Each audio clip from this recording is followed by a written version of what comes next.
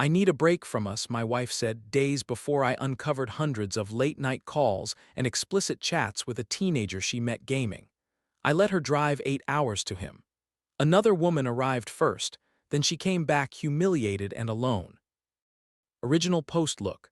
I don't even know how to start this. I'm literally shaking as I type this, and I've been staring at my phone for the past hour trying to figure out what the hell just happened to my life. I'm Jake, 28. Good job in sales, beautiful wife, 1-year-old daughter. I thought we had it all figured out. Then my wife Sarah, 27F, said those exact words to me 3 days ago about some guy she met in an online game. He satisfies me in ways you never could, emotionally and physically. About a complete stranger. A guy she's never even met face to face. But that's not even the worst part. God, I can't believe I'm about to type this. Here's the thing, I thought we were solid. 7 years together, married for almost 2, beautiful 1-year-old daughter named Emma who's sleeping in the next room right now. I work 12-hour days in pharmaceutical sales to support our family while Sarah stays home with our baby. I come home exhausted every single night and still take over baby duty so she can have her own time. I thought I was being a good husband and father. I was working 60-plus-hour weeks, coming home to take night feedings, doing weekend grocery runs, handling all our finances. I thought love was providing. I thought love was sacrifice. But apparently, I was completely blind to what was really going on right under my nose. 3 days ago, Sarah hits me with "I need a break from us." Out of nowhere. Says she's lost her identity, doesn't know who she is anymore besides being a mom, and here's the kicker, I don't meet her needs anymore. She has no love for me, I'm not her safe space, and she's not happy with our life together. I was devastated, but I tried to understand. I sat there on our couch, the one I'm still making payments on, and listened to her tell me how empty she felt, how being a stay-at-home mom made her feel invisible, how I came home tired and didn't see her anymore. "When did you stop looking at me like I was beautiful?" she asked. "When did I become just the babysitter for your child?" That hit me hard because maybe she was right. Maybe I had been taking her for granted. Maybe working so much to provide for our family meant I'd stopped nurturing our relationship. So I said, "Okay, take the space you need. We can work through this. I love you, I love our family, whatever you need to feel appreciated again, I'll do it."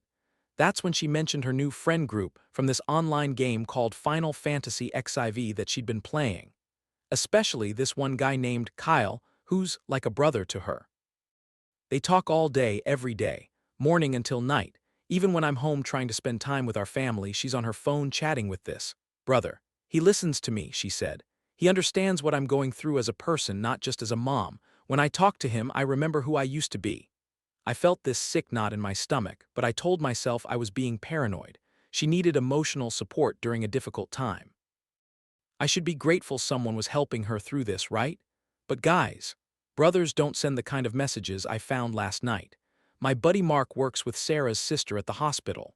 He heard Sarah talking to her about how this online guy could meet her needs, while I apparently couldn't. How they had this amazing compatibility, even though they've never been in the same room. How she felt more alive talking to him than she had in months with me. I felt sick, but I told myself maybe I was overthinking it. Maybe it was just emotional support. Maybe I was being insecure and controlling for even questioning it.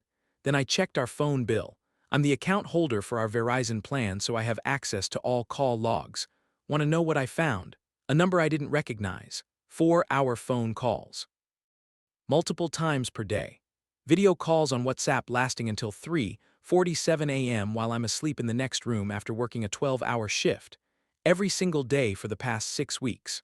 The bill showed 847 minutes of calls to this number on March 15th alone. That's over 14 hours.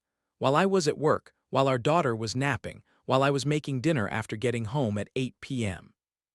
So last night when Sarah was in the shower giving Emma a bath, I looked at her phone. She'd left it on the kitchen counter, and for the first time in our relationship, I violated her privacy. The Discord app was still open. The messages, God, I can't unsee them. Explicit doesn't even begin to cover it. They're asking each other private questions, comparing him to me in graphic detail, talking about what they want to do to each other. There are messages where they literally got off together while I was at work providing for our family. "I wish you were here instead of him right now. He doesn't understand my body like you would. He just comes home tired and expects me to be grateful." And this Kyle, this stranger, he's telling her things like, "You deserve someone who worships your body every day." A real man would never let you feel this neglected. I scrolled back through weeks of messages. They've been planning to meet in person. They've exchanged photos, not just regular photos. They've talked about what their first time will be like, where they'll go when they start their real relationship. There was even a message from yesterday. My husband is working late again tonight. Want a video call and finish what we started this morning? I confronted her this morning. Showed her the phone bill, showed her the messages on the screen. You know what she said? She's sorry for her actions. But she still wants to keep talking to him because she's worried about his mental state and can't just abandon someone who needs her. His mental state, not our marriage, not our daughter. This stranger's feelings matter more than the family I've been killing myself to support. You don't understand, she said, crying. He's going through a really dark time right now. I can't just cut him off when he's depending on me for emotional support. What about my emotional support? I asked. What about depending on your wife? She looked at me like I was being unreasonable, like I was the one betraying our family by having a problem with this. She's sitting in our living room right now as I type this, video chatting with him while our daughter plays on the floor between us. In the apartment I pay for, using the internet I provide, acting like I'm the villain for wanting my wife to choose her family over some stranger. I can hear her laughing at something he's saying. That laugh used to be for me. Reddit. Am I crazy? Is this all my fault somehow? Should I have seen this coming? I keep thinking about all the nights I came home exhausted and just wanted to collapse, wondering if those were the moments she needed something I wasn't giving her. But how do you compete with a fantasy? How do you fight someone who doesn't have to deal with bills, baby diapers, midnight feedings, or the reality of actual life? He gets the fun, flirty, private version of my wife while I get the tired, resentful, you don't appreciate me version. I don't know what to do. I love my wife and I want to save our marriage for our daughter's sake. But she's made it clear that I'm not enough and this stranger she's never met somehow is. What would you do? Am I fighting for something that's already over? Update 1. Hey Reddit. It's been 2 weeks since my original post and honestly I wish I could say things got better. They didn't. They got so much worse that I'm still processing what the hell happened to my life. First, thank you to everyone who responded. Reading your comments was like a wake-up call I desperately needed. You were right, I wasn't crazy, and this wasn't my fault. But some of you warned me that the rabbit hole probably went deeper than I knew. You were so right it's terrifying. So here's what happened after my last post. I tried the pick-me dance for exactly 3 days. I reduced my work hours from 60 to 45 per week, planned surprise date nights, bought her favorite flowers, white roses, wrote her letters about how much our family meant to me, and how I wanted to reconnect with who she was before we became parents. You know what Sarah did during those extra hours I was home? She spent them texting him in front of me, not even hiding it anymore. She'd be sitting next to me on our couch during a movie I'd picked specifically because it was our movie from when we were dating and she'd be giggling at her phone. Who's that? I'd ask, even though I knew. Just Kyle. He's having a rough day and needs someone to talk to. Our daughter would be crawling around between us, babbling Mama, Dada, and Sarah would be completely absorbed in her phone, typing back and forth with this stranger about God knows what. The breaking point came this past Monday. I came home early to surprise her with lunch from her favorite Thai place. I walked into our bedroom and found her on a video call with him. Wearing the black lace lingerie said I bought her for Valentine's Day last year. The one she said was too uncomfortable for every day, but apparently perfect for showing some teenager online. She was posing for him, taking direction. I could hear his voice through her earbuds telling her to turn around and let me see. When she saw me in the doorway, she didn't scramble to cover up or end the call. She looked annoyed that I'd interrupted. Can you give me some privacy? She said. We're having an important conversation. That's when something inside me just snapped, not in an angry way but in a clarity way, like I finally stopped lying to myself about what was happening here. Get off the call, Sarah, now. You can't tell me who I can and can't talk to, you're not my owner. I walked over and unplugged her laptop. The call ended. She screamed at me for an hour about violating her autonomy and being a controlling husband. Told me I was just like her ex, and that this was exactly why she needed someone like Kyle who respected her as an independent woman. That night, after she went to sleep, I went full detective mode. And guys, what I found out about this incredible connection she has is absolutely insane.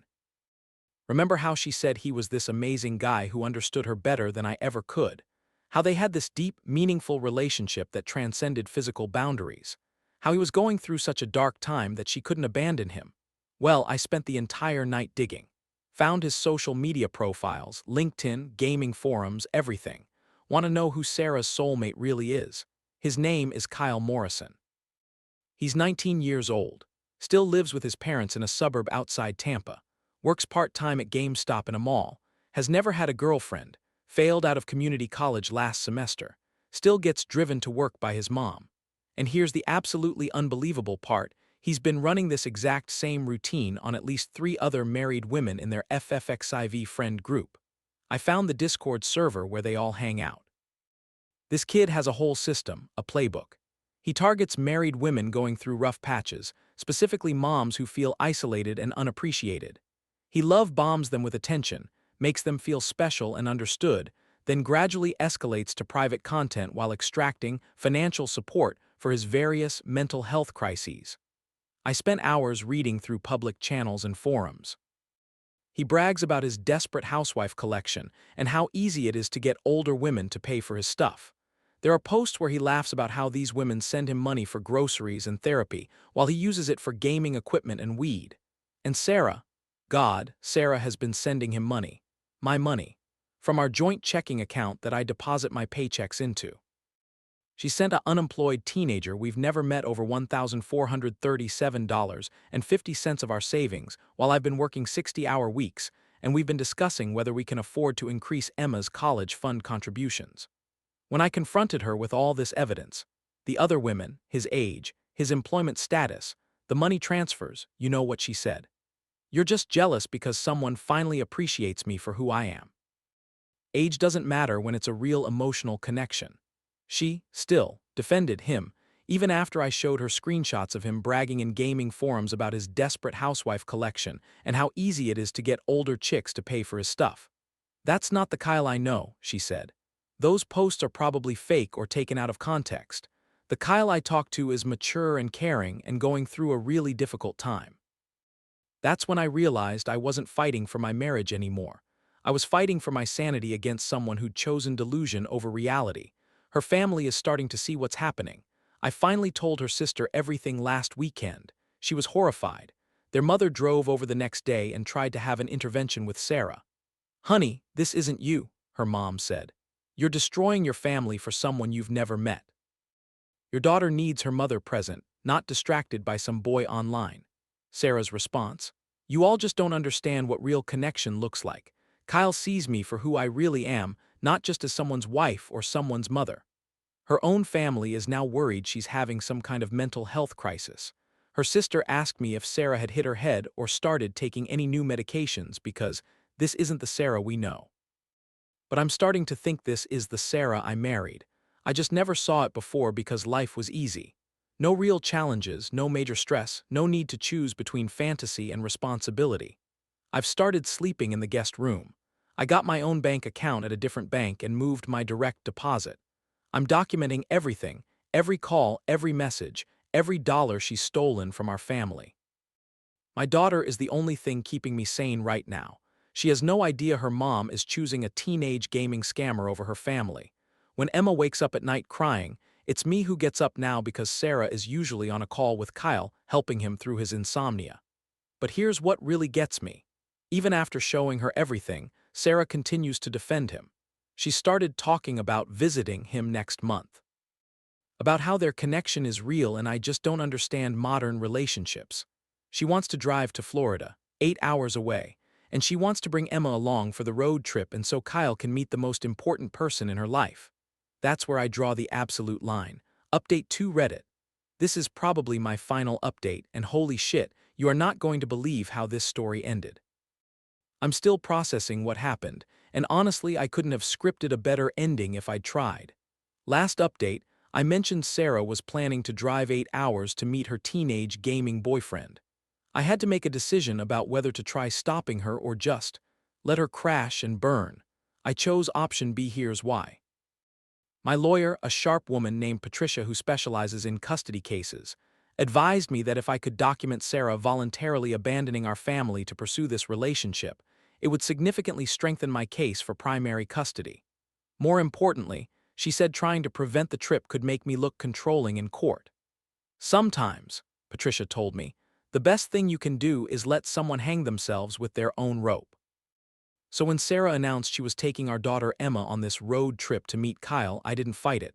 I didn't argue. I didn't beg. Instead, I said, "You know what? You're right. If this connection is real, you should explore it, take the trip, figure out what you want. Emma and I will be fine here." She was shocked I didn't try to stop her.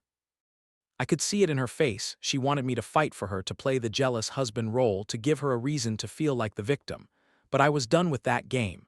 "Really?" she said. "You're okay with this? Sarah, you've made it clear that Kyle makes you happier than I do. If spending time with him is what you need to figure out your life, then go." The look of confusion on her face was almost comical. This wasn't the script she'd been expecting. So off she went, last Saturday morning, with our 1-year-old daughter to meet her 19-year-old soulmate in Tampa. The trip was supposed to last a weekend. She was back at our place by Sunday night, looking absolutely destroyed. The drive home alone took her 9 hours because she had to pull over repeatedly to cry. Here's what happened, according to the frantic phone calls I got from her sister, who she contacted when everything went sideways. Sarah arrives at Kyle's house around 2 p.m. on a Saturday. She's all dressed up in a new outfit she bought specifically for this meeting, Emma strapped in her car seat, expecting some romantic reunion with her emotional support person. Kyle answers the door in pajama pants and a stained gaming t-shirt, looking hungover, and his first words were apparently, "Oh shit, you actually came? I thought you were just talking shit." Charming, right? His parents were home. His mother, a woman named Linda who works as a dental hygienist, took one look at Sarah, our baby, and the situation and immediately figured out what was happening. "Kyle Morrison, what the hell is this?" She screamed at her son. "Is this one of your internet whores? You brought one of them to our house. With a baby."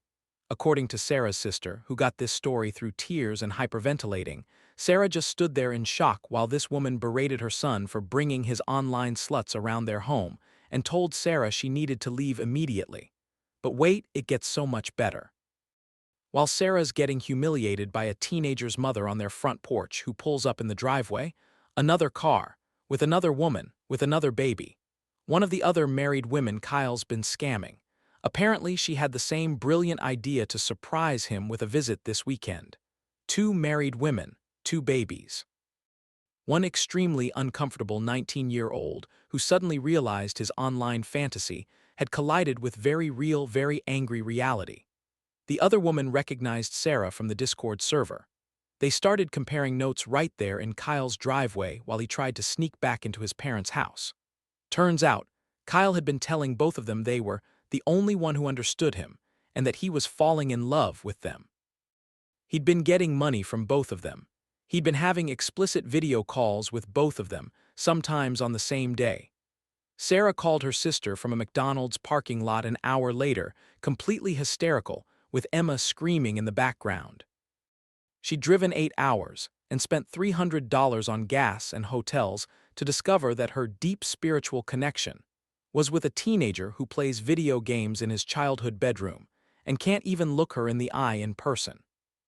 But here's the part that almost made me feel bad for her, when she tried to salvage the situation by suggesting they could still talk online and build their relationship slowly. Kyle told her he was actually more interested in younger girls anyway, and that their thing was getting kind of weird for him now that he'd seen her in person.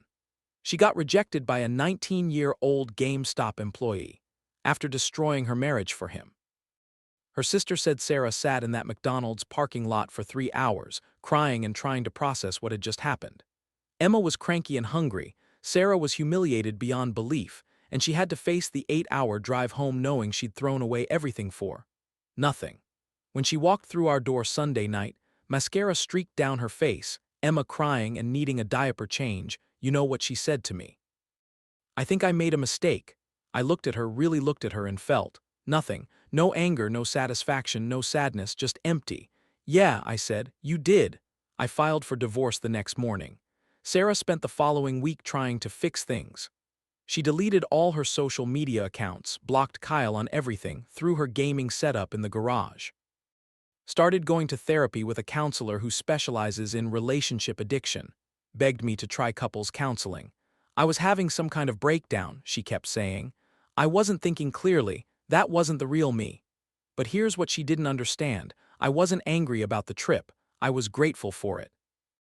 Because watching her choose a stranger over our family, steal money from our savings, abandon our daughter for a weekend to chase a fantasy, and then get rejected by a teenager she'd never met showed me exactly who I'd married. And more importantly, it showed everyone else too. Her family has completely rallied around me and Emma. Her mother told me she's ashamed and embarrassed by Sarah's behavior and that she'll testify for me in custody proceedings if necessary.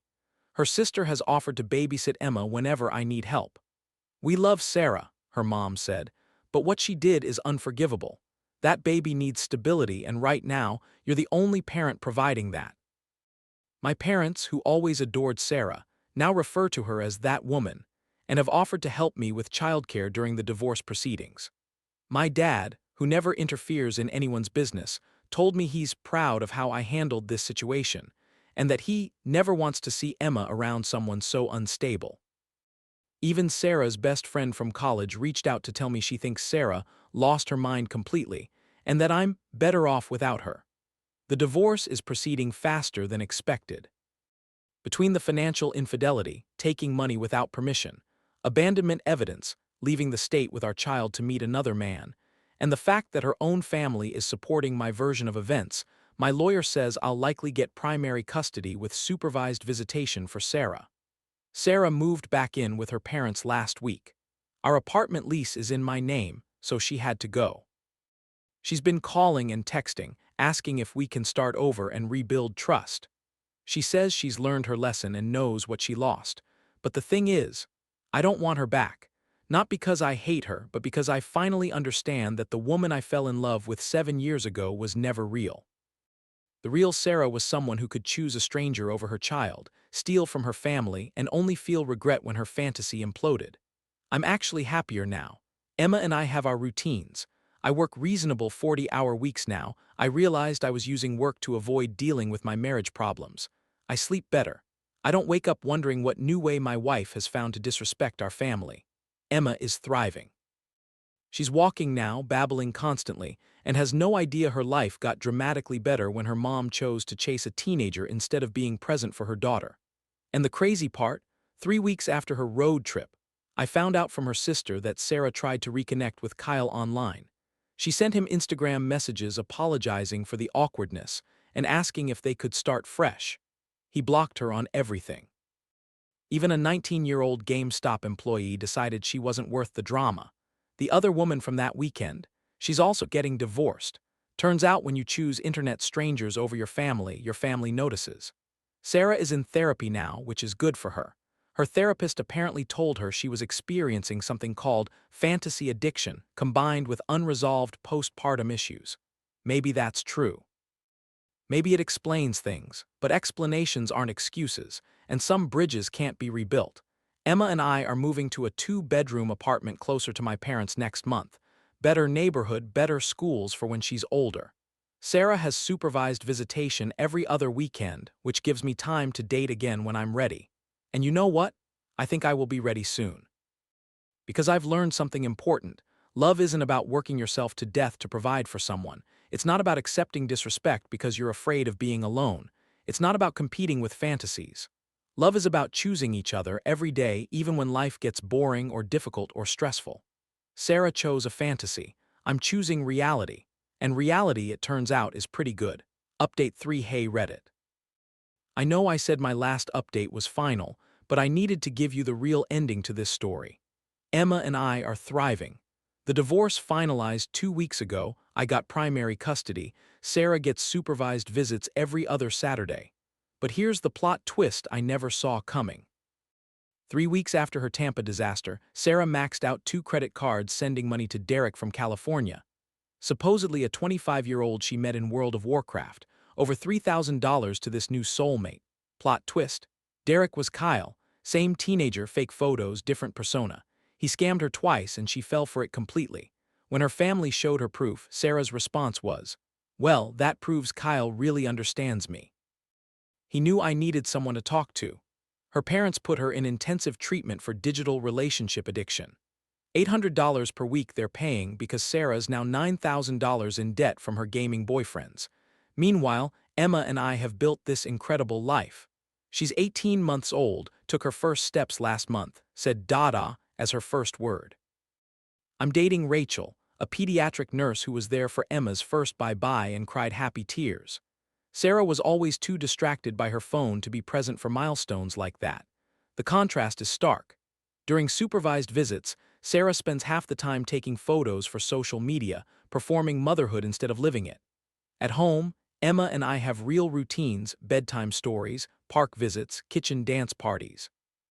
I learned something important through therapy. I was avoiding intimacy through work while Sarah avoided it through online fantasy. When reality hit, I chose to grow up. She doubled down on fantasy. Last week really drove this home. Emma bumped her head at daycare, needed stitches. Rachel was working and took care of her personally, calling me with updates.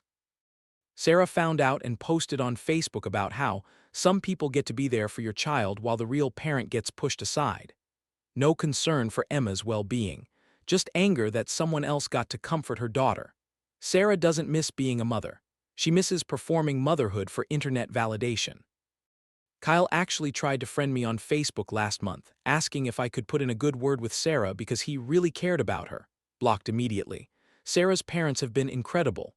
You're Emma's father, her mom told me. That makes you our son forever.